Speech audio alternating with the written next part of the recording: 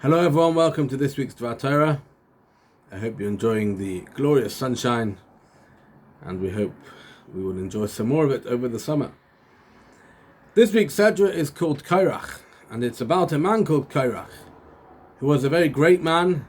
We're told he was Minoisei Ha'oren, one of the few who were trusted to carry the Ark, the Oren, when the Jewish people traveled with their holy vessels through the desert for 40 years.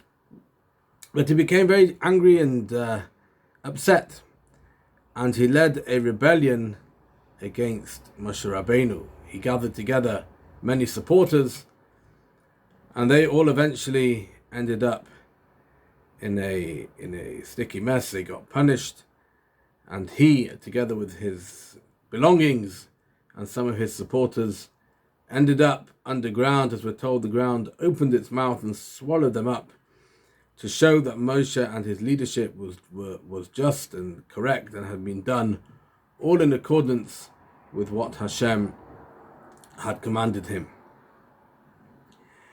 But there's an interesting background to the stories, and really it teaches us an important lesson about the way in which a spouse, in this case a wife, can make or break her husband.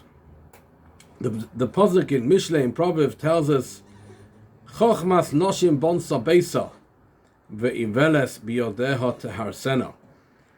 The wisest of women, each one built a house, but the foolish one tears it down with her hands.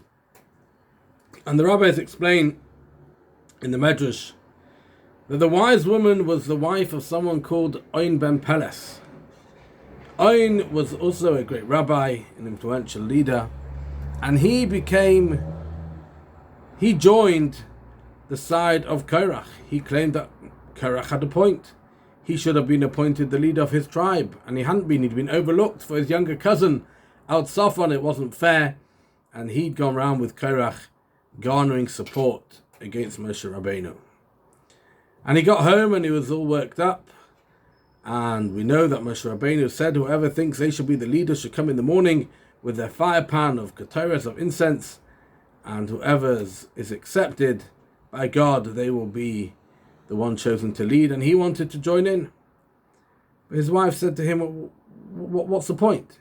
He said, look, if Moshe's right, you're going to suffer. If Korach's right, Korach's going to be the leader. What's in it for you?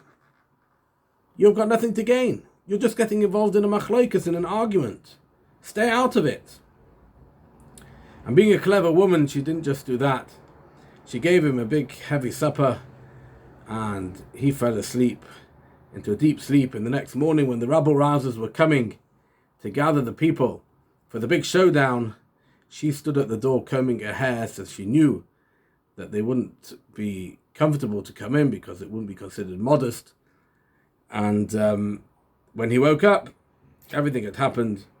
Korach had fallen, and his life had been saved. The other woman in the story, we're told, was the wife of Korach. She wanted to be the first lady. She wanted the trappings of honor that would come with being the wife of the leader of the greatest tribe of all, of the tribe of Levi. And she was constantly harassing Korach about what Moshe was doing. She kept telling him, you're not given your true respect in the tribe. And when we're told, when they came home, when they were inaugurated as Leviim, they had all their hair shaven off. He came home and she made fun. She told him he looked like a cucumber. And with one thing and another, she egged him on to rebel against Moshe Rabbeinu. And she was therefore the protagonist. She was really the one behind the scenes who caused Korach to start his rebellion, which ended up in such a horrible way. So the lesson is that we have great influence on each other.